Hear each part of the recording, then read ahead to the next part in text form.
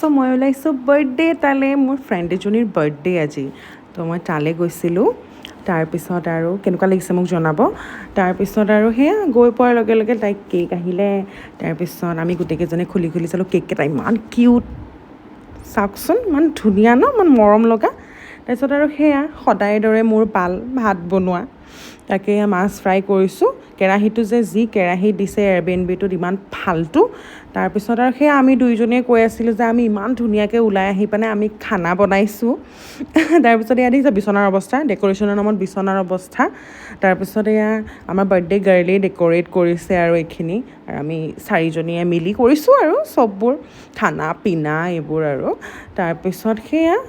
photo উঠা আমাৰ photo session শেষেই হোৱা নাই আকৌ আমি অলপ এনেই ক্লিপ কেইটামান লৈ থৈছিলোঁ আৰু ভিডিঅ' তাৰপিছত আৰু সেয়া